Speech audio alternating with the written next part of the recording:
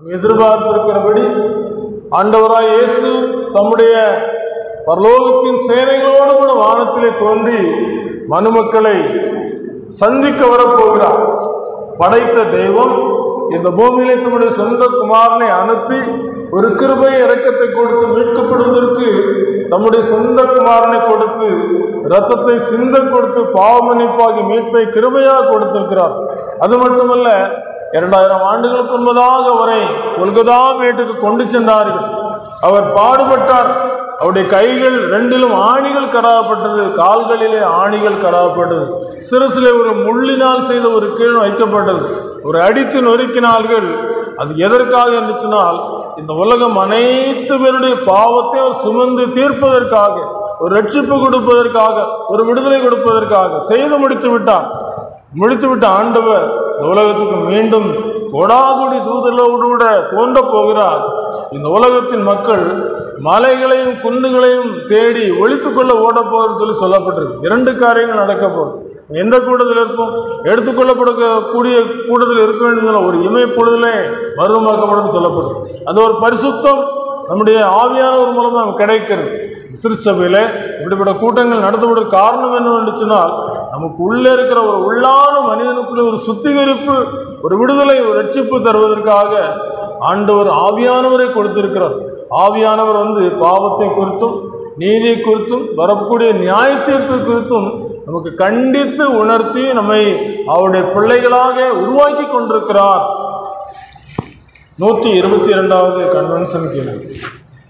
தேவசேனை வானம் மீது கொடி கோடி அழகோடு பரகோடி நிறகோடி புகழ்ந்தேனே விரோடு விழிப்பீங்கள் இடமாறி பாடலோ அது கொடுத்து தாயாரி மிகவாரி என் தேச ஒரு சேவை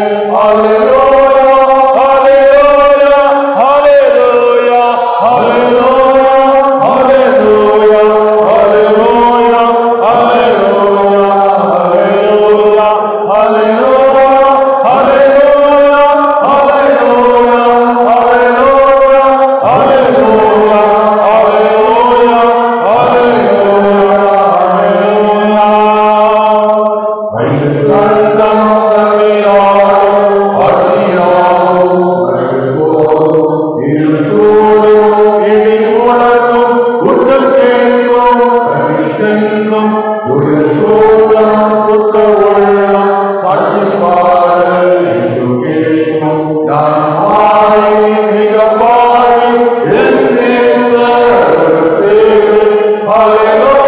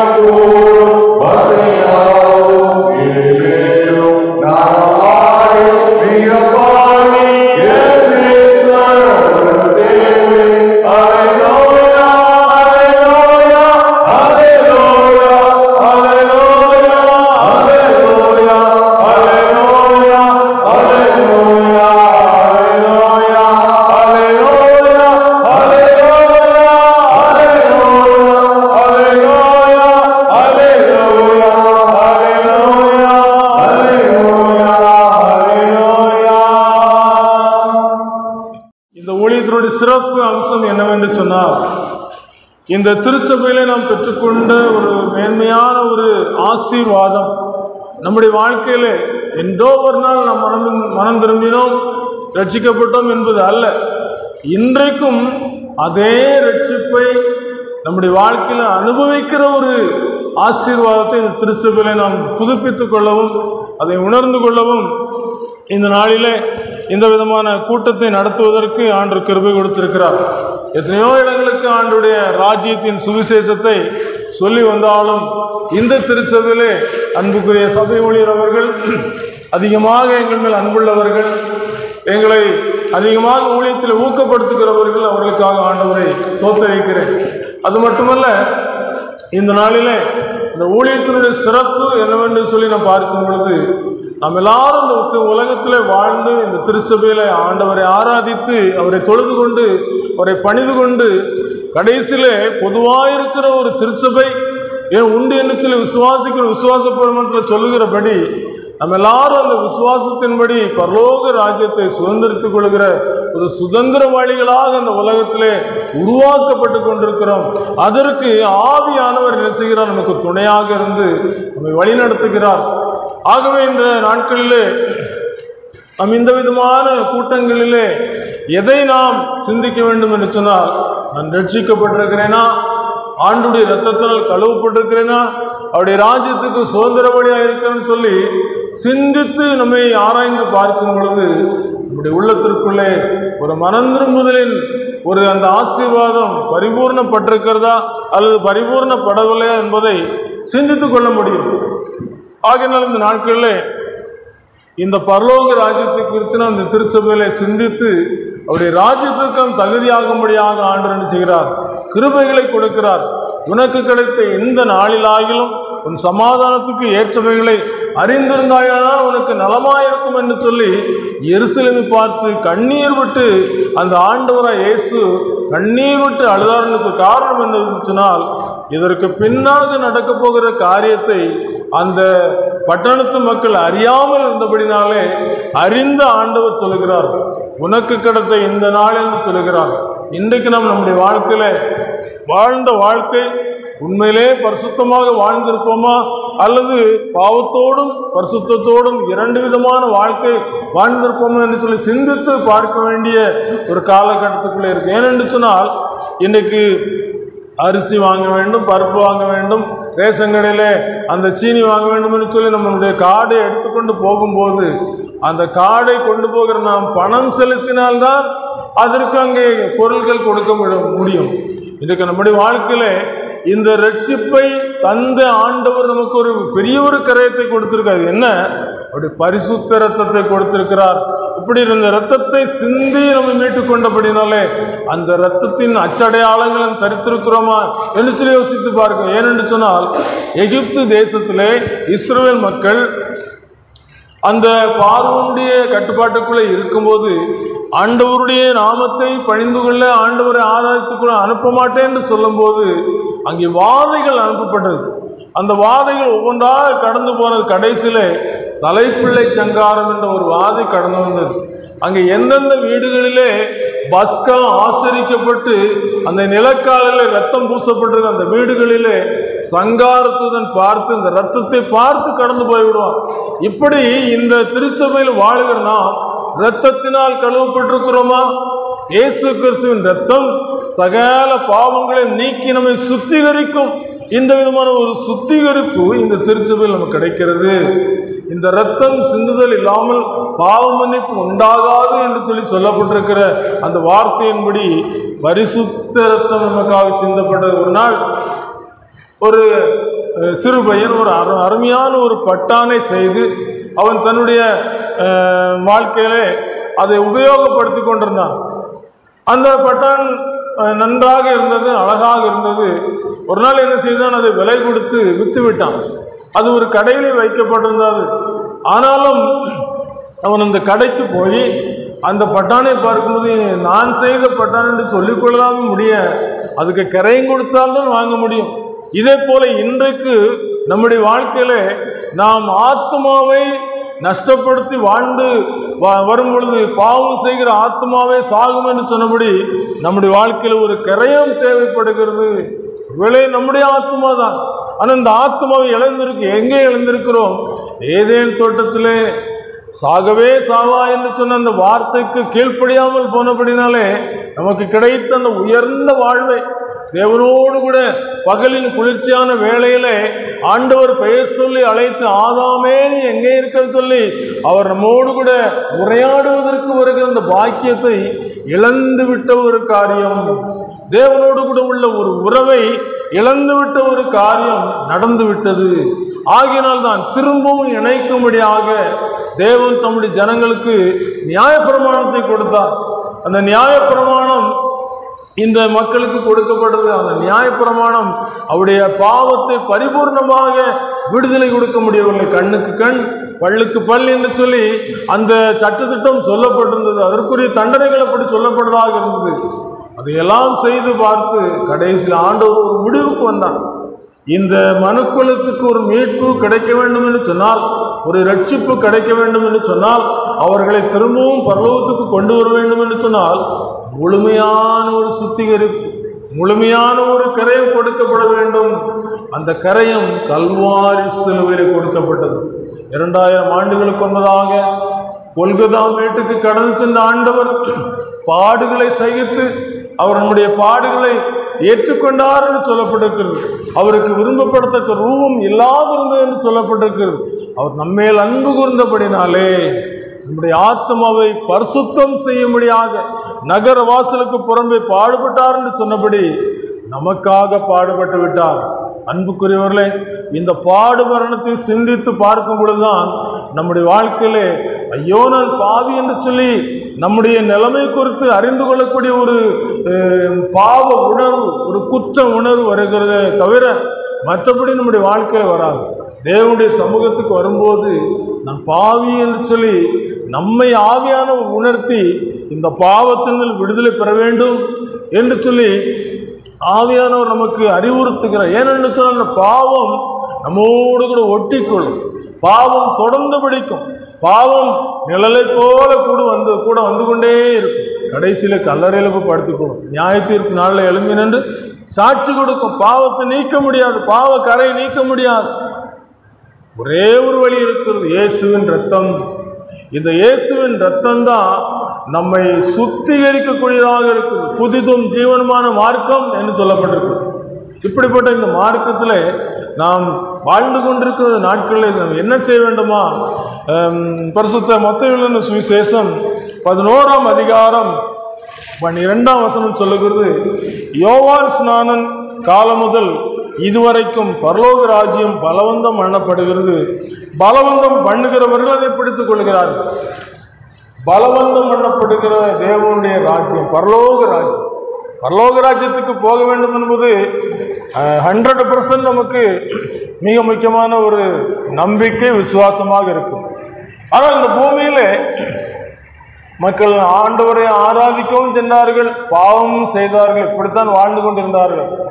ஆனபடினாலே மாம்சத்தின் தோற்றத்திலே வந்த இயேசு இந்த இரத்தத்தை நமக்காக உடன்படிக்கையாக ஏற்படுத்தி இருக்கிறார். யாரெல்லாம் உடன்படிக்கையிலே பங்கெடுக்கிறார்களோ அவர்களுக்கு ஒரு விசுவாசத்தின் மூலமாக என் மாம்சத்தை புசித்து என் இரத்தத்தை பானம் பண்ணுகிறவர்களுக்கு ஒரு விடுதலை, ஒரு ரட்சிப்பு என்று சொல்லி நமக்கு ஒரு உடன்படிக்கை ஏற்படுத்தப்பட்டிருக்கிறது. இந்த உடன்படிக்கையில் நாம் ஐக்கியப்படும் போது இந்த உடன்படிக்கையின் மூலமாக கிடைக்கிற ஒரு ஆசீர்வாதம் என்ன? பரலோக ராஜ்யத்தில் பிரவேசிக்கக்கூடிய ஒரு ஆசீர்வாதம். சாது சுந்தர் சிங் அவருடைய புஸ்தகத்தை வாசிக்கும் போது மனிதனுடைய அந்தரங்க நிலைமையை குறித்து அவர் ஒரு சில காரியங்களை சொல்லிக் கொடுக்கிறார். ஒருவேளை ஆலயத்துக்கு வரும்போது நாம் பரிசுத்தமாக நம்மை காண்பித்துக் கொள்கிறோம். தனிப்பட்ட வாழ்க்கையிலே ஜெப ஜீவியம் இல்லாமல் சாத்தானுடைய அல்லது பிசாசனுடைய அந்த பாவ அழுக்கிலே நாம் கரைப்பட்டு போனவர்களாக காணப்படுகிறோம்.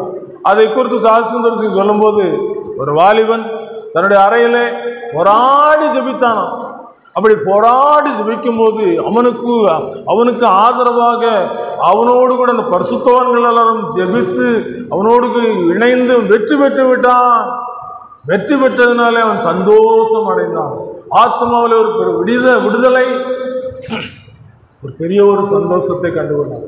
இன்னொரு மனிதனுடைய வாழ்க்கையை பார்க்கும் பொழுது அவன் பாவத்தோடு கூட போராடி கொண்டிருந்தவன் அந்த பாவத்திலே விழுந்து விட்டான்.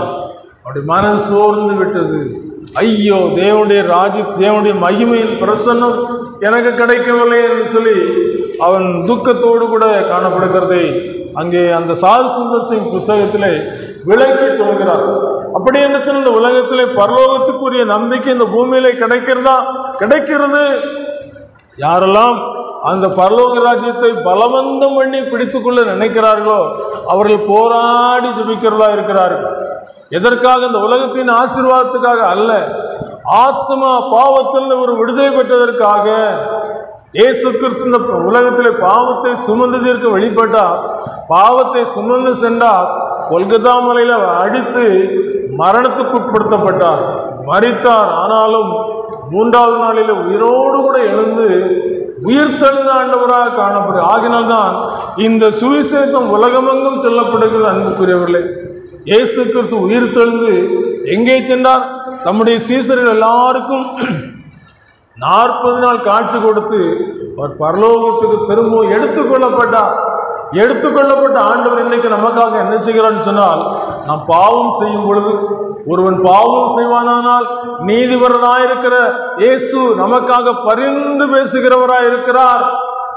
நம்முடைய பாவங்களை நிவர்த்தி செய்கிற கிருபாதார பலியாக புதிதும் ஜீவனுமான மார்க்கம் எருசலேமின் அந்த திரைச்சீலை மேலிருந்து கீழாக கிழிந்து விட்டது. பரிசுத்தமுள்ள இயேசு நமக்காக பலியாக இருக்கிறார், எனக்கு பரிந்து பேசிக் கொண்டிருக்கிறார். ஆனால் இந்த பரிந்து பேசிக் கொண்டிருக்கிற ஆண்டவர் இதோ சீக்கிரமாய் வருவேன் என்று சொல்லியிருக்கிறார்.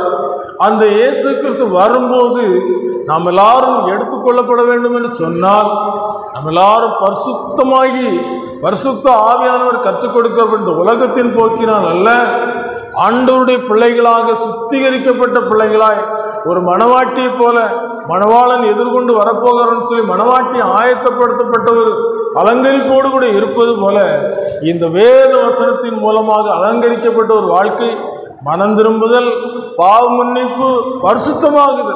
இதான் ஒரு சுதந்திரவாளிக்கு கொடுக்கப்படுகிற ஒரு அடையாளம். இன்னைக்கு திருமண வீட்டுக்கு புறப்பட்டு போகும்போது நல்ல பட்டு சேலைகள், பட்டு ஆடைகள் உடுத்தி கொண்டு எல்லா நகைகளையும் போட்டுக்கொண்டு அலங்கரித்து கொண்டு போவதற்கு காரணம் என்ன சொன்ன, திருமண வீட்டுக்கு போகிறோம், விருந்துக்கு போகிறோம், சந்தோஷத்துக்கு போகிறோம். அந்த சந்தோஷத்தில் நாம் கலந்து கொள்வதற்கு அதற்குரிய சுத்திகரிப்பு வேண்டும். அல்லது சுத்திகரிப்பு இல்லைன்னு சொன்னால், ரொம்ப வஸ்திரத்தில் ரொம்ப குறைபாடோடு இருக்கும்போது அங்கே போய் உட்காருன்னு சொல்லிடுவாங்க. ஆண்டவராக இயேசு கிறிஸ்து உலகத்தில் வருவதற்குரிய அடையாளங்கள் எப்படி தோன்றுகிறது? மணவாளன் ஊருக்கு வெளியே வரும்போது ஒரு வெடி போடுவாங்க. அந்த வெடி போடுற சத்தம் போல இன்றைக்கு யுத்தங்களின் செய்திகளையும் கேட்டுக்கொண்டிருக்கிறோம். அவருடைய வருகைக்கான அந்த வார்த்தைகள் நிறைவேறி கொண்டிருக்கிறது. ஆகினால்தான் பரலோக ராஜ்யத்தை பலவந்தம் பிடித்துக் கொள்ள வேண்டும். பரலோக ராஜ்யத்தை இழந்துவிட்ட அநேக மக்களுடைய வாழ்க்கை எப்படிப்பட்டதாக இருக்கும்னு சொல்லி இயேசு சொல்லியிருக்காருன்னு சொன்னால், அவர்கள் துக்கப்படுவார்கள். அந்த ஐஸ்வர்யவான் பூமியில சம்பரமாய் வாழ்ந்து பாதாளத்துக்குள்ளே வேதனைப்படும் போது அவனுடைய ஆத்மா துக்கப்படுகிறது. ஐயோ, நான் இழந்து விட்டேனே, எனக்கு 5 சகோதரர் பூமியில் இருக்கிறாங்களே, அவங்களும் இந்த வேதனை உள்ள இடத்துக்கு வந்துடக்கூடாதுன்னு சொல்லி துக்கப்படுகிற ஒரு மனிதனாக இருந்தான். ஆனால் ஆண்டவருடைய ரட்சிப்பை வாலிப நாட்களை ஏற்றுக்கொண்ட தேவ பிள்ளைகள் சந்தோஷமாக இந்த உலகத்தில் மரணத்தை எதிர்கொண்டு மகிமைக்குள்ளே சென்றிருக்கிறார்கள். அவருடைய வாழ்க்கையில் அந்த தரிசித்து கண்ட காட்சிகள் தான் மாட்சி மிகும் மோட்ச நகர் மகிமைய சொல்வேன், மாட்சி மிகும் மோட்ச நகர் மகிமைய சொல்வேன், அந்த மங்களத்து மாளிகைக்குள் எப்போ சேருவேன், அந்த மங்களத்து மாளிகைக்குள் எப்போ சேருவேன். மகிமையுள்ள ஆண்டவர் மகிமையான இடத்தை ஆயத்தம் பண்ண போயிருக்கிறார். உங்கள் இருதயம் கலங்காதிருப்பதாக நான் போய் உங்களுக்காக ஒரு இடத்தை ஆயத்தம் பண்ணுகிறேன். ஆயத்தம் பண்ணின பின்பு நான் இருக்கும் இடத்துல நீங்களும் இருக்கும்படி உங்களை சேர்த்து கொள்ள போகிறேன். அதான் ஆண்டவர் கொடுத்த வாக்கு தத்துவம். நித்திய ஜீவன், நித்திய வாழ்வு, சந்தோஷமான வாழ்வு.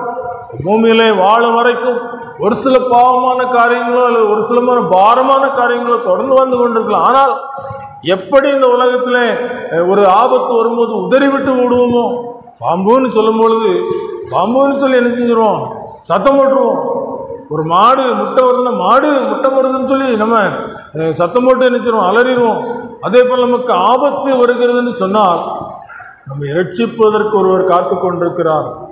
சேற்றுக்குள்ளே ஒரு மனிதன் விழும்போது அந்த சேருடைய தன்மை என்னவென்று சொன்னால் அந்த சேரு உள்ளே தான் இழுக்குமே தவிர கையை காலை எவ்வளவுதான் அடித்தாலும் வெளியே வர முடியாது. இதே போல இன்னைக்கு பாவ சேற்றுக்குள்ள விழுந்த மனிதர்கள் அதை விட்டு வெளியே வர முடியவில்லை. மேலிருந்து ஒரு கரம் தூக்கி எடுக்கும் போது அது ஒரு ரட்சிப்பாக மாறுகிறது. அப்படிதான் எங்களுடைய வாழ்க்கையில ஆழமான குழியிலும் ஊழையான சேற்றிலும் இருந்து சொன்னபடி ஒரு பாவ சேற்றுக்குள்ள கிடந்த எங்கள் வாழ்க்கையிலே ஒரு மரணத்தை நெருங்கி போகக்கூடிய நேரத்திலே மகனே மகளே இப்படி செய்யாதே, இப்படி செய்தால் உன் வாழ்க்கை நித்தியம் கேள்விக்குறியாயிரும். அப்படி எங்களை சந்தித்து தடுத்து நிறுத்தி அவருடைய ராஜ்யத்தின் மகிமையை காண்பித்தபடினாலே இந்த ராஜ்யத்தின் மகிமையை பெற்றுக்கொள்ள வேண்டும் என்ற ஒரே நோக்கத்தோடு கூட இயேசு பாவத்தை அன்று மன்னித்தான்.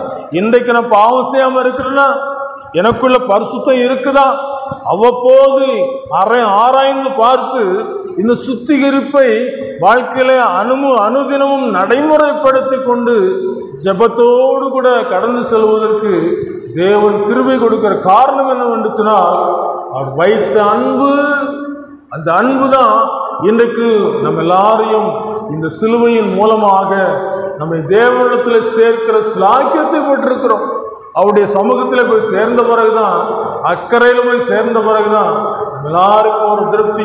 வாலிப நாட்கள்ல மோட்ச பிரயாணி என்று சொல்லப்படுகிற ஒரு புஸ்தகத்தை வாசிச்சிருக்கிறேன். அந்த மோட்ச பிரயாணி என்ன செய்வான்னு சொன்னா ஒவ்வொருத்தருடைய விசாரித்து கேட்டுக்கொண்டே போய்கொண்டே இருப்பான். அப்படி போய்கொண்டிருக்கும் பொழுது மோட்சத்துக்கு போகணும், அப்படி நோக்கம் என்ன, மோட்சத்துக்கு போகணும், பரலோகத்தை போய் அடைந்து கொள்ளணும். அப்ப அந்த பரலோகத்துக்கு வழி என்ன சொல்லி கேட்டு போய்கொண்டே இருப்பான். போகும்போது சிலர் ஏற்று வருவாங்க, இவன் பரலோகத்துக்கு போறான்னு சொல்லிட்டு அவனுக்கு தவறான வழியை காண்பித்துறாங்க. தவறான வழியை காண்பிக்கும் போது அவன் இருதயத்துக்குள்ளே ஒரு சந்தேகம் வரும், போற வழி சரியா தெரியலையே, இது வேற மாதிரிலாம் இருக்குது, அந்த வழியில போகும்போது இருந்த ஒரு வெளிச்சம் இதுல இல்லையே, இது இருளாலாம் இருக்குன்னு சொல்லி அவனுக்கு சந்தேகம் வந்த ஒரு திருப்பி வேற ஆண்ட விசாரிக்கும் போது அவன் சொல்லுவான், நான் சிலுவை தெரிந்து பத்தியா, அந்த சிலுவை நோக்கி நிற்போம், சிலுவை நோக்கி போன்னு சொன்னவனே சிலுவை நோக்கி போகும்.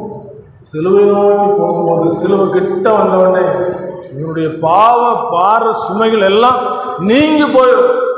எனக்கு ஒரு விடுதலை, ஒரு பெரிய ஒரு சந்தோஷம். இந்த சந்தோஷத்தை அவன் பெற்றுக்கொண்ட பிறகு இந்த சிலுவையின் காட்சிகளை வாழ்க்கையில நினைக்காம இருக்கிறதே இல்லை. அப்படிதான் இன்னைக்கு இந்த உலகத்துல எங்களுக்கு ஆண்டவர் தந்த அந்த ரட்சிப்பு மீட்பு அந்த பரிசுத்தமாக்கின இடம் எதுன்னு சொன்னா, ஒரு விடுதலை தந்த இடம் எதுன்னு சொன்னா சிலுவை. சிலுவை உயர்த்தி சொல்வதற்கு காரணம் என்னவென்று சொன்னால் இந்த சிலுவையில இயேசு பலியானா. ஆபிரகாம் தன்னுடைய குமாரனை பலி செலுத்த செல்லும் போது தேவனாய கர்த்தர் நிறுத்து என்று சொன்னார். ஆனால் சொந்த குமாரனும் பாராமல் நமக்காக தம்மை ஒப்பு கொடுத்தபடினாலே அந்த மீட்பு நமக்கு இலவசமாக கிடைத்திருக்கிறது. அவருடைய அன்பு வெளிப்பட்டிருக்கிறது. இவ்வளவு தூரம் இவ்வளவாய் அன்பு கூர்ந்தேனே என்று சொல்லக்கூடிய அளவுக்கு இருக்கிறது. அப்படி என்று சொல்ல இன்றைக்கு நம்முடைய வாழ்க்கை நினைத்து பார்க்கும் பொழுது என் ஆத்மா கரைபட்டிருந்தால் பரலோகத்துக்கு போக முடியுமா? ஒரு நாள் ஒரு மனிதன் இந்த உலகத்திலே இந்த திருச்சபையில் வாழ்ந்து திருச்சபைக்குரிய அனைத்து காரியங்களையும் சரியாக செய்து அவன் கடந்து போய்விட்டான். ஆனால் அவனுடைய ஆத்மா பாதாளத்தில் வேதனைப்பட்டு கொண்டிருந்தது. ஐயோ, எனக்கு இந்த இடம் வேண்டாம், எனக்கு இந்த இடத்துல என்ன கொண்டு போட்டீங்களே, பாதாளத்தில் வேதனைப்படுறேன், என்னை பரலோகத்தில் கொண்டு விடுங்க என்று சொல்லி அவன் கதற ஆரம்பிச்சான். அப்படி கத்தி கதற சத்தத்தை ஆண்டவர் கேட்டு, பாதாளத்தில் ஒருத்தன் கத்திக்கிட்டு இருக்கிறானே, என்ன செய்யறதுன்னு சொல்லி தூதர்கள் அனுப்பி அவனை கொண்டு மேலே கொண்டு விட்டாச்சு, பரலோகத்தில் கொண்டு விட்டாச்சு. விட்டாச்சுன்னா அந்த விட்ட இடத்துல அவன் பார்க்கிறான், வெளிச்சம்னா வெளிச்சம், பயங்கரமான வெளிச்சம், பரலோகத்தின் வெளிச்சம். ஒரு தங்கத்தரு, ஒரு தங்கமான இடம், பிரகாசமான இடம், மகிமையான இடம், சொல்ல முடியாத அளவுக்கு பிரகாசம். அது மட்டுமா, அங்க இருக்கிற தேவதூதர்கள் அதை விட பரிசுத்தமானவர்களாய் காணப்பட்டார். சிங்காசனத்தில் வீட்டிருக்கிற ராஜாதி ராஜா, கர்த்தாதி கர்த்தா, அவர் பரிசுத்தர் பரிசுத்தர் என்று சொல்லி போற்றப்படுகிறவராக. இதெல்லாம் பார்த்தோடனே எப்பா பாதாளத்தில் வேதனைப்பட்டேன், தப்பி வந்துட்டேன்னு சொல்லி நினைச்சுக்கிட்டு இருக்கான். நினைச்சிட்டு எல்லாரும் தான் ரொம்ப சந்தோஷப்பட்டேன். பரலோகம் என்பது சந்தோஷத்திற்குரிய இடம், ஒரு ஆசீர்வாதமான ஒரு இடம், தேவாதி தேவன் தங்கி இருக்கிற இடம், நம்ம எல்லாருக்கும் தரப்போகிற இடம் அவர் ரத்தத்தின் மூலமாக. கொஞ்ச நேரத்தில் தன்னை பார்க்கிறான், அவனுக்கு அந்த பிரகாசம் இல்லை, அழுக்கா இருக்கிறான். எங்கேயாவது ஓடி ஒழிச்சுக்கலாமான்னு சொல்லி இடத்த பார்க்கிறான், ஒழிக்கிறதுக்கு இடமே இல்லை. பரிசுத்தம் இல்லாமல் ஒருவரும் கர்த்தரை தரிசிக்க முடியாது. பரிசுத்தம்தான் பரலோகத்தில். இந்த உலகத்தில் சுத்திகரிப்பதற்கு ஒரே வழி இயேசுவின் ரத்தம். இந்த விடுதலை பெற்றுக்கொண்ட ஒரு மனிதர், இங்கிலாந்து தேசத்தில் நிறைய ஒரு செல்வாக்குடைய ஒரு மனிதர், நிறைய சம்பாதிச்சிருந்தார், நிறைய பேருக்கு கடன் கொடுத்திருந்தார். இந்த ரட்சிப்பின் சந்தோஷத்தை வெளிப்படுத்துறதுக்காக அவர் செய்த ஒரு காரியம், இத்தனாம் தேதி என்ன சந்திக்க வாங்க, உங்களுக்கு எல்லாருக்கும் ஒரு மன்னிப்பு தாரேன், கடன் செலுத்த முடியாதவங்கள வாங்க, உங்களுக்கு ஒரு மன்னிப்பு தாரேன்னு சொல்லி எல்லாருக்கும் ஒரு அழைப்பு கொடுத்திருந்தார். அழைப்பு கொடுத்தவொடனே நிறைய பேர் அந்த தேதியில கரெக்டா வந்துட்டாங்க இடத்துக்கு வந்தவுடனே அங்க ஒரு பெரிய கூட்டமா நின்றுகிட்டு இருந்தாங்க. அப்படி நின்றுகிட்டு இருக்கும்போது ரெண்டு தம்பதியர் தூர இடத்துல இருந்து வந்தாங்க. வயதானவங்களா இருந்தாங்க, நிறைய கடன் வாங்கி இருந்திருப்பாங்க போல இருக்கு. ஐயா, கடன் மன்னிக்கிற இடம் இந்த இடம் தானே? ஆமா. யாருக்காச்சும் கடன் மன்னிக்கப்பட்டிருக்குதா? மன்னிக்கப்படல. ஏன் மன்னிக்கப்படல? யாராவது உள்ள போனாங்களா? போகல. உள்ள போனா பிடிச்சு வச்சிருவாங்கன்னு சொல்லி பயந்து நின்றுகிட்டு இருக்கோம். அப்படியா? எங்களை பிடிச்சு வச்சாலும் சரி, அது மன்னிச்சாலும் சரி, பிடிச்சு வச்சாலும் சரி, கடன் நிறைய வாங்கியிருக்கோம். உள்ள போயிட்டாங்க. உள்ள போய் அந்த மனுஷனை பார்க்கும்போது எழும்பிட்டான், சந்தோஷப்பட்டான். வாங்க வாங்க உங்க கடன் பத்திரத்தை கொண்டாங்கன்னு சொல்லி அந்த கடன் பத்திரத்தை சிகப்பு மையால வெட்டி விட்டு அவங்களுக்கு ஒரு மன்னிப்பை கொடுத்தான். மன்னிப்பை கொடுத்தவொடனே அவங்க ரொம்ப சந்தோஷத்தோடு கூட வெளியே போக போனாங்க. பார்த்துருங்க, வெளியே போக போனவுடனே அவங்க சொன்னாங்க, அந்த கடனை மன்னிச்சவர் சொன்னாரு, இன்னும் கொஞ்சம் பொறுங்க, இன்னும் கொஞ்சம் டைம் இருக்கு, வேற யாரும் வந்தா மன்னிப்பு கொடுத்துடலாம் அப்படின்னு சொல்லி உட்காருங்க கொஞ்ச நேரம் சொல்லி உட்கார வச்சாங்க. உட்கார வச்சு பார்த்தாங்க, வெளியே இருக்கிறவங்க நினைச்சிட்டாங்க உள்ள வாசமா மாட்டிக்கிட்டாங்க, தண்டனை கொடுக்க போறாங்கன்னு சொல்லி நினைச்சிட்டாங்க. அந்த டைம் ஆனவனுக்கு வெளியே வந்தாங்க பாருங்க, ஒரு பெரிய ஒரு சந்தோஷத்தோட துள்ளி குதி சொன்னாங்க, என்ன என் ஆனந்தம், என்ன என் ஆனந்தம் சொல்ல கூடாதே, மன்னன் கிறிஸ்து என் பாவத்தை எல்லாம் மன்னித்து விட்டாரே. ஆமென். மன்னன் கிறிஸ்து என் பாவத்தை எல்லாம் மன்னித்து விட்டாரே. மன்னிப்பு பெற்றாச்சு. இனி கடனை பத்தி எந்த பிரச்சனையும் இல்ல. கொலோசையர் 2ஆம் அதிகாரம் 14-15 சொல்லப்பட்டிருக்குது, நமக்கு எதிரடியாகவும் கட்டளைகளால் நமக்கு விரோதமாகவும் இருந்த கையெழுத்தை குலைத்து அதை நடுவில் இராதபடிக்கு எடுத்து சிலுவையின் மேல் ஆணி அடைத்து துரைத்தனங்களையும் அதிகாரங்களையும் உரிந்து கொண்டு வெளியரங்கமான கோலமாக்கி அவைகளின் மேல் சிலுவையில் வெற்றி சிறந்தார். இயேசு பெற்ற வெற்றிக்கு யாரெல்லாம் சொந்தக்கார் தெரியுமா? அவருடைய நாமத்தின் மேல் விசுவாசம் உள்ளவர்களாய் அவரை ஏற்றுக்கொண்டவர்கள் எத்தனை பேர்களோ அத்தனை பேர்களும் தேவனுடைய பிள்ளைகளாக முடியும் அவர்களுக்கு அதிகாரம் கொடுத்தார். இன்னைக்கு இந்திய தேசத்துல கிரிக்கெட் டீம் விளையாட போறாங்க, 11 பேர் தான் விளையாடுறாங்க. ஆனா வெற்றி பெற்றவனே இந்தியா மக்கள் எல்லாருக்கும் சந்தோஷம். இதே போல இயேசுவை ஏற்றுக்கொண்ட அத்தனை பேருக்கும் சந்தோஷம். ஏற்றுக்கொண்டிருக்கிறீங்களா? இயேசுவை சொந்த ரட்சகராக ஏற்றுக்கொண்டிருக்கிறீங்களா? உங்களுக்கு ஒரு விடுதலை, உங்களுக்கு ஒரு வெற்றி, உங்களுடைய ஆத்மா நரக பாதாளத்தில் தப்புவதற்கு ஒரு வெற்றி. அந்த மனுஷன் பரலோகத்துல அழுக்கா இருந்தவனே அவனே பாதாளத்துக்குள்ள குதிச்சுட்டான். இதான் நிலைமை. அசுத்தத்தோட பரலோகத்துக்குள்ள போய் நம்ம நினைச்ச முடியாது, பலவந்தம் பண்ணி பிடிச்சுக்கிட முடியாது. இன்னைக்கு சீட்டு பிடிக்கிறாங்க பஸ்ஸில். எப்படி பிடிக்கிறாங்க? பஸ் வந்து இன்னொன்று டக்குன்னு ஒரு பொருளை போட்டு இடத்த ரிசர்வ் பண்ணுறாங்க. அதே போல் ட்ரெயினில் முன்கூட்டியே ரிசர்வ் பண்ணிடுறாங்க. வெளிநாட்டுக்கு போகணும், பாஸ்போர்ட் எடுக்கிறாங்க, அந்த நாட்டுக்கு போகிறதுக்குரிய எல்லா ஆயத்தங்களையும் செய்துட்டு போய் இறங்குறாங்க. அங்கே ஆள் இருந்தால் தான் அங்கே தங்க முடியும். இன்னைக்கு பரலோகத்தில் யாரை தெரியும்? பரலோகத்திலிருந்து இறங்கி வந்தது இயேசு மட்டும்தான். வேற யாரும் பரலோகத்துக்கு ஏறவும் இல்லை, இறங்கவும் இல்லை. யாராவது பரலோகத்துக்கு ஏறி இருக்கிறாங்களா? சொல்ல முடியுமா? இயேசு மாத்திரம். இயேசுவின் இரத்தத்தால் மீட்பை அடைந்தவர்கள், இயேசுவின் இரத்தத்தால் மீட்பை அடைந்தவர்கள் ஆசனமீதிருந்து ஜெய கீதம் பாடுவார்கள். ஆசனமீதிருந்து ஜெய கீதம் பாடுவார்கள்.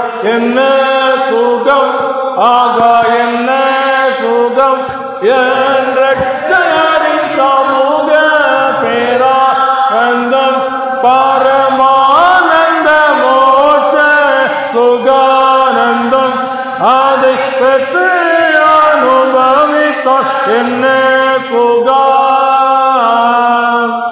இந்த உலகத்தில் இனி என்ன நடக்க போகுது தெரியுமா? ஆண்டுடைய வருகைக்கு முன்பதாக அவரால் முத்திரை போடப்பட்டவர்கள், அவர் எப்படி முத்திரை போடுறாரு? நாம் விசுவாசிகள் ஆகும்போது ரட்சிக்கப்பட்ட ஒரு முத்திரை நமக்கு போடப்பட்டிருக்கு. அந்த முத்திரை என்ன? பரிசுத்த ஆவியானவர் கொடுத்த ஒரு முத்திரை, அதான் அச்சாரம். அந்த பரிசுத்த ஆவியானவன் பரிசுத்தமானவன், பரிசுத்தமாக்கப்பட்டவன். இன்னைக்கு கொரோனா டைம்ல யாரெல்லாம் கொரோனா ஊசி போட்டு சர்டிஃபிகேட் வச்சிருந்தாங்களோ அவங்கள்ட்ட வெளிநாட்டில் போறதுக்கு அனுமதி கிடைச்சது. சர்டிஃபிகேட் இருக்கா? கொரோனா ஊசி போட்டிருக்கியா? தடுப்பூசி போட்டிருக்கியா? இது இந்த உலகத்தில் இப்படி நடக்கும்போது இந்த மகிமையுள்ள ஆண்டவர் மகிமையான இடத்துக்கு போவதற்கு ஒரே ஒரு அத்தாட்சி தான் கேட்கணும். இயேசு கிறிஸ்துவை ஏற்றுக்கொண்டிருக்கிறியா? இயேசு கிறிஸ்துவின் ரத்தத்தினால கழுவப்பட்டிருக்கிறியா? ஒரே ஒரு காரியம் தான். ஒரு அருமையான வாலிப தங்கச்சி வாலிப ஏற்றுக்கொண்டாங்க. சரீரத்தில் பலவீனத்தினால ஆப்ரேஷன் பண்ணி அவங்க இறுதி நேரத்துக்கு வந்திருக்கும் போது கண்ட ஒரு காட்சி, கால் மாட்டிலையும் தலைக்கு மாட்டிலையும் தேவதூதர்கள் வந்து அவங்க அழைத்துட்டு போகிற ஒரு சந்தோஷமான ஒரு காட்சி. எங்க போறேன்? பரலோகத்துக்கு வாழ போகிறேன். இன்னொரு வாலிப தம்பி வாலிப நாட்களை செய்யக்கூடாது மருந்து குடிச்சிட்டான். வாழ்க்கையை முடிச்சு அவன் சாகரத்துக்கு முடிவு கட்டிட்டான். முடிக்கும் போது இருள் போல இருக்குது, எங்கேயோ போறது போல இருக்குது. பரலோகத்துக்கு போற மாதிரி நம்பிக்கை இல்லை, நம்பிக்கை வெளிப்படுத்திட்டு போகல. இன்றைக்கு நம்முடைய வாழ்க்கையில இயேசு நம்ம கூட இருந்து நமக்கு என்ன சொல்லுகிறார் தெரியுமா? இந்த பரலோகத்தை காண்பிக்கிறார், இந்த பரலோகத்தின் மகிமையை அதை குறித்து நினைவை கொடுக்கிறார். ஏன்னு சொன்னா நம்முடைய குடியிருப்போ பரலோகத்தில் இருக்கிறது. இது நமக்கு ஒரு வாடகை வீடு போலதான். இந்த வீட்டை விட்டு நம்ம என்ன செய்யணும்? ஒரு குறிப்பிட்ட காலங்கள் முடிஞ்சவொடனே காலி பண்ணிட்டு போகணும். அப்படி காலி பண்ணிட்டு போகும்போது எதையும் கொண்டு போக முடியுமா? ஒன்றும் கொண்டு போக முடியாது. ஒன்னே ஒன்று, இயேசுவின் ரத்தத்தினால சுத்திகரிக்கப்பட்டு அவருடைய ராஜ்யத்துக்குள்ள பிறகு கோடிக்கணக்கில் பணம் சம்பாதிச்சு வச்சிருந்துருக்கலாம், மாளிகை கட்டி வச்சிருக்கலாம், ஒன்றும் கூட வராது. மரண நதி வேகமாய் நம் நடுவில் ஓடுதே, ஐயோ மானிடர்கள் யாவரையும் வாரிக்கொள்ளுதே. மரண நதி வேகமாய் நம் நடுவில் ஓடுதே, ஐயோ மானிடர்கள் யாவரையும் வாரிக்கொள்ளுதே. சோக்கு நட சொகுசு நட எல்லாம் போச்சுதே, சோக்கு நட சொகுசு நட எல்லாம் போச்சுதே. ஐயோ சொற்களோடு சுடுகாடு கொண்டு போகுதே, ஐயோ சொகுசுளோடு சுடுகாடு கொண்டு போகுதே. பெரிய மாளிகையில இருந்தாங்க லதா மங்கேஷ்கர். அவங்களை சந்திக்கிறதுக்கு சில தேவ பிள்ளைகள் போயிருக்கிறாங்க. அம்மா ஜெபம் பண்ணுவோம், ஜெபம் பண்ணும்போது உங்களுக்கு கடவுள் உங்களுக்கு இரக்கத்தை கொடுப்பாரு. அவங்க வாழ்க்கையில் எத்தனையோ பேர் சந்திக்க போயிருக்கிறாங்க. அப்படி சந்திக்க போனதை இவங்க மனசில் வச்சுக்கிட்டாங்க. கடைசியில் அவங்க ஒரு பெரிய மாடிகள் இருந்தாலும் சரீரத்தில் பலவீனம் வந்ததுனால ஒரு ஆஸ்பத்திரிக்குள்ளே ஒரு சின்ன அறைக்குள்ளே இருக்கும்போது அவங்க கடைசி சொன்ன காரியங்கள், எனக்கு பெரிய மாளிகை இருக்குது, ஆனால் நான் ஒரு சின்ன அறைக்குள்ள இருக்கிறேன். எனக்கு விதவிதமான ஆடைகள் இருக்குது. ஆனால் ஒரு சின்ன ஒரு நைட்டி மட்டும் போட்டு இருக்கிறாங்க. விதவிதமான காலணிகள் வச்சிருக்கேன். சின்ன ஒரு ரப்பர் செருப்பு தான் போட்டிருக்கிறேன். இந்த உலகத்தில் எல்லாவற்றையும் விட்டுட்டு போறேன். உலகத்தில் எனக்கு 5 அடி நிலம்தான் சொந்தம்னு சொல்லி கடைசி அவங்களுடைய சாட்சியை சொல்லியிருக்கிறாங்க. ஆனால் பிரார்த்தனைன்னு சொல்லி வந்தவங்க தான் உண்மையான காரியத்தை சொல்லியிருக்கிறாங்க. இந்த உலகத்தில் மரணங்கிற நிச்சயம், மரணத்துக்கு பிறகு வாழ்க்கை இருக்கிறது நிச்சயம். அங்கே போய் வாழ்வதற்கு இந்த பூமியில் துணைக்கு கூட யார் வருவாங்கிறதான் கேள்வி. இயேசுவை தவிர யார் என்ன செய்ய முடியாது, கூட வர முடியாது. எனக்கு வேற எங்கேயாவது ஐக்கியம் வைத்திருந்தா அந்த ஐக்கியம் தான் வந்து எனக்கு ஒரு பாட்டியம்மா. அந்த காலகாலத்தில் இயேசுவை ஏற்றுக்கொள்ளுங்கன்னு சொல்லி ஆண்டோடைய பிள்ளை போய் சொல்லிக்கிட்டே இருந்திருக்காங்க. ஏற்றுக்கொள்ளலை. கடைசியில் அவங்க சரீரத்தில் பலவீனப்பட்டு அவங்க ஒத்தையில வீட்டில் இருந்திருக்காங்க. கடைசியில் அந்த மரணம் நெருங்கும் போது அந்த ஆவிக்குரிய கண்ணு திறக்கும் பாருங்க. ஆவிக்குரிய கண்ணு திறக்க போகும்போது யாரெல்லாமோ வந்திருக்கிறாங்களே, கயிறுலாம் கொண்டு வந்திருக்காங்க, கெட்டி கொண்டு போக வந்திருக்கிறாங்களே. நடந்த ஒரு சாட்சி.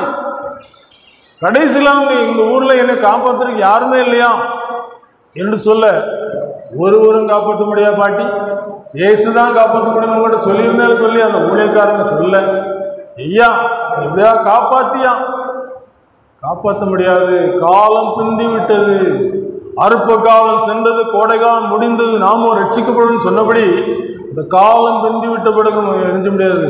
இந்த உணர்வு கிடைக்கும்.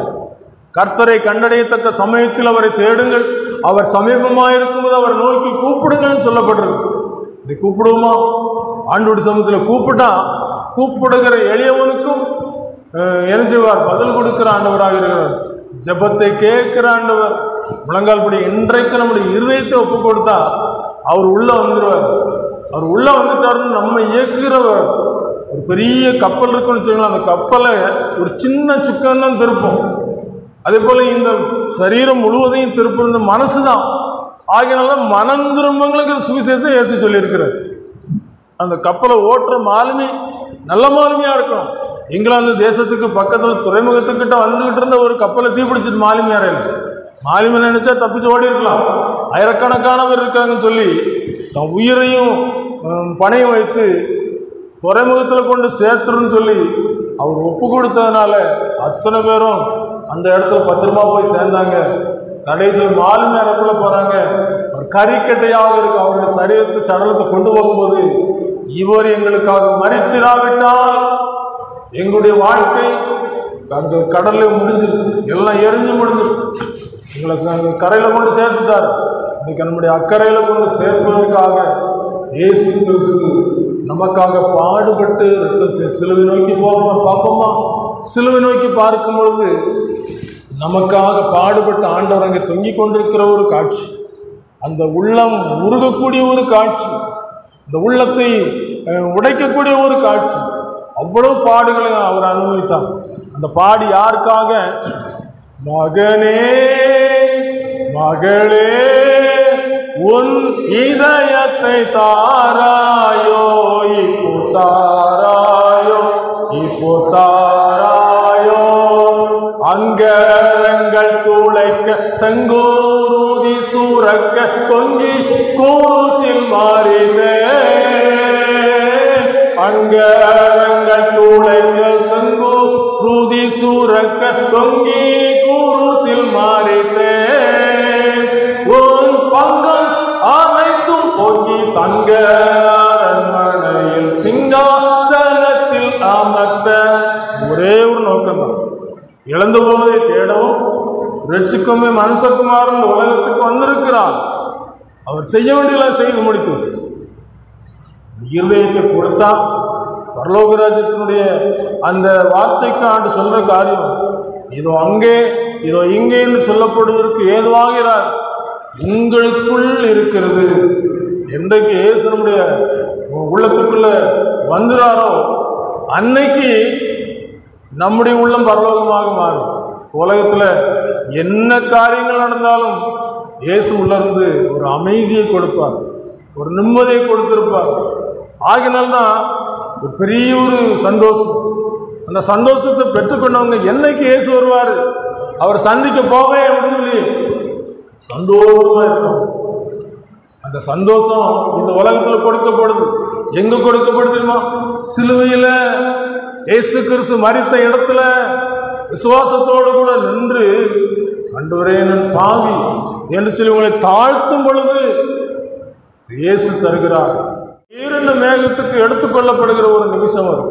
இப்ப இரும்பு அங்க காந்தத்தோடு கூட ஒட்டிக்கொள்வது போல இயேசுவாகிய அந்த மகிமை இறங்கும் போது யாரெல்லாம் அவருக்குரியவர்களாக இருப்பாங்களோ எடுத்துக்கொள்ளப்படுவாங்க. இன்னைக்கு சொந்த பந்தங்கள் எல்லாரும் புறப்பட்டு போகும்போது ஒரு சின்ன பிள்ளையை விட்டுட்டு போவாங்களா? விட்டுட்டு போக மாட்டாங்க. அந்த பிள்ளையை சேர்த்து கூட்டு போவாங்க. அந்த பிள்ளைக்கு முழு உத்தரவாதம் அவங்க. ஆகினால இயேசு கிறிஸ்துவை ஏற்றுக்கொள்ளும் ஒருவரும் கைவிடப்படுது. பரலோகத்துக்குள்ள கொண்டு சேர்க்கும் வரைக்கும் அந்த மாலுமியை சுக்கானை படுத்தது போல இயேசு நம்முடைய இருதயத்துக்குள்ள இருந்து நம்மை கரெக்டாக கொண்டு சேர்த்துக்கணும். பரலோகத்துக்குள்ள கொண்டு சேர்த்துக்கணும். பலவந்தம் பண்ணுவதற்கு நம்ம ஒப்பு கொடுத்தா அந்த இயேசு நமக்குள்ளே வந்து இருந்து நம்மை சகலத்தையும் ரட்சித்து நித்திய ஜீவர்களுக்கு சேர்த்துக்கொள்ள நல்லவராக இருக்கிறோம். ஒப்பு கொடுப்போமா? முழங்கால் படியிடுவோமா? முழங்கால் பண்ணிட்டு ஆண்டவருடைய சமூகத்தில் ஒப்பு கொடுத்தா இன்றைக்கு கரம் பிடித்து நடத்துகிற ஆண்டவர் கடைசி வரைக்கும் நித்திய ஜீவகரையில் சேரும் வரைக்கும் இன்றைக்கு நாம் ஒப்பு கொடுக்கிற பெயர்கள் ஜீவசல் எழுதப்படும். ஜீவசல் ஒரு எழுதிடுவார். இன்றைக்கு என் மகன் என்னுடைய மகள் ஒப்பு கொடுத்தான். இதயத்திலே நான் போய் வாசம் வேணும். நித்திய ஜீவகரைக்கும் போய் சேர்த்து பரலோகத்தில் வாழ வைப்பேன். வாழ வைப்பேன். இப்படிப்பட்ட ஆசீர்வாதத்தை இயேசு திருச்சபையில் நமக்கு தந்திருக்கிறபடினால் இந்த சத்தம் ஒரு அருமையான சின்ன தங்கச்சி ஒரு இந்த காலண்டரில் இயேசுவானவர் இருதயத்தை தட்டுற மாதிரி ஒரு படம் போடும். வாலிப தங்கச்சி கிட்ட சின்ன பிள்ளை கேட்குறான், அக்கா அக்கா இந்த வாசல்லேருந்து இயேசுவானவர் தட்டிக்கொண்டே இருக்குது, உள்ள கதவை பூட்டி அவங்களுக்கு ஏன்க்கா கேட்கல, ஏன் இயேசுவை வெளியே விட்டுருக்குறாங்க இப்படி கேட்டாலும் உள்ள பூட்டி அவங்களுக்கு கேட்கலையோ. அதுக்கப்புறம் கேட்டாங்க இயேசுவானவர் வெளியே இருக்கிறார, என்ன அநியாயம் தான், ஒரு அநியாயம் தேவையே. அன்புள்ள இயேசுலாம் சிலுவையில் உத்தரவாதம் கொடுத்த இயேசுலாம் இதோ வாசல் படியிலிருந்து கதவை தட்டுகிறேன், ஒருவன் என் சத்தத்தை கேட்டு கதவை திறந்தால் அவனிடத்தில் நான் பிரவேசித்து அவனோடு போஜனம் பண்ணுவேன், அவனும் என்னோடு கூட போஜனம் பண்ணுவான். உயர்ந்த சிலாய்க்கு ஒப்பு கொடுப்போமா? போக்கிரிகள் புரளிக்காரர் போய் ஒழிப்பாரே, போக்கிரிகள் புரளிக்காரர் போய் ஒழிப்பாரே, தீக்கிரையாவதை எண்ணி தீயங்கி தீயங்கி அழுவாரே, தீக்கிரையாவதை எண்ணி தீயங்கி தீயங்கி அழுவாரே. ஆண்டவருடைய அன்புக்கு ஒப்பு கொடுக்காதுங்க. திருச்சபையில் வந்துட்டு போயிட்டே இருக்கலாம். அவருடைய பெயர்கள் ஜீவ புஸ்தகத்தில் எழுதப்பட்டிருக்காது. என்னைக்கு இந்த திருச்சபை ஞானசானம் எடுக்கமோ அன்னைக்கு சபடாப்புல பேர் வரும். சங்கம் கொடுத்து உள்ள வந்துடலாம். சபடாப்புக்கு வரணும்னா ஞானசானம் எடுக்கணும். அவரோட மரித்து அடக்கம் பண்ணப்பட்டு உயிர்த்தல் பங்கடைவதற்கு தகுதியாகும்படிக்கு முன்னானவைகளை மறந்து பின்னானவைகளை மறந்து முன்னானவைகளை நாடி முன்னால என்ன இருக்கு? பரலோகத்தினுடைய அந்த ஆசீர்வாதம். இயேசு ஏற்றுக்கொண்டவங்க எப்படி பார்க்க தெரியுமா? இயேசுவுக்காய் எல்லா பாடும் என்னும் சகித்த, இயேசுவுக்காய் எல்லா பாடும் என்னும் சகித்த, சுத்த பரிசுத்தரெல்லாம் துள்ளி சாடி பாடுவார், சுத்த பரிசுத்தரெல்லாம் துள்ளி சாடி பாடுவார். ஆண்டோடு சௌகம் பண்ண பிறகு சந்தோஷம், பெரிய ஆனந்தம். பரிசுத்தமாக்கப்பட்டவர்கள் கோடா கோடி தூதரவரோடு வருவார், கோடா கோடி தூதரவரோடு வருவார். பூகோளம் நடுங்கிடுமே வானலோகம் கழித்திடுமே, பூகோளம் நடுங்கிடுமே வானலோகம் கழித்திடுமே. ஆண்டவருடைய ராஜ்யத்திலே சேர்த்து கொள்ளப்படாத ஒரு சூழ்நிலை வரும்போது இந்த பரலோகத்தின் கீதங்களும் அவர்களை என்ன செய்யணும்? துக்கப்படுத்தணும். புழு சாகாமலும் அக்கனி அமையாமலும் சொல்லப்படுகிற இந்த நரகம், அது ஒரு வேதனை. பரலோகத்தில் பாடுகிற கீதங்கள், பரிசுத்தவான்களுடைய பாடல்கள் ஒப்பு கொடுப்போம். உயர்ந்த ஆசீர்வாதத்தை அவருடைய இரத்தத்தினாலே பெற்றுக்கொள்ள தேவன் கிருபை செய்வாராம்.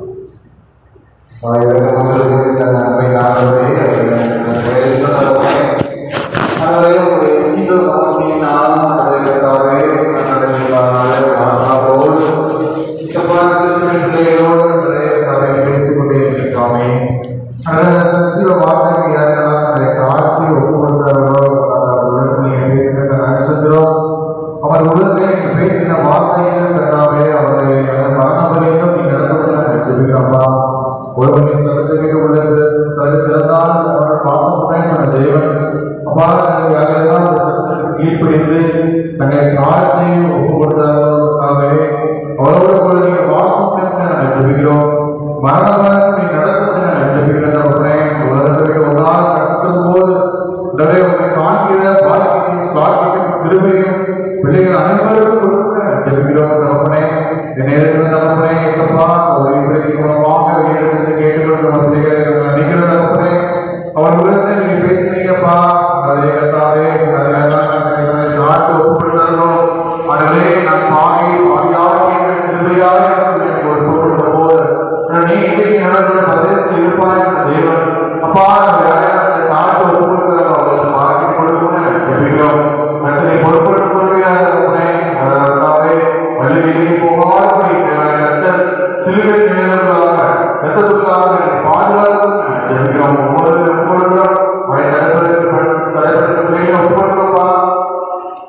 பாதுகாப்பு தரப்பே ஒரு ஆத்மா கெட்டு போகிறது சித்தர்களா ஒரு ஆத்மா மிகுந்த சந்தோஷம் நேரத்திலே நாளிலே மிகுந்த சந்தோஷத்தை காண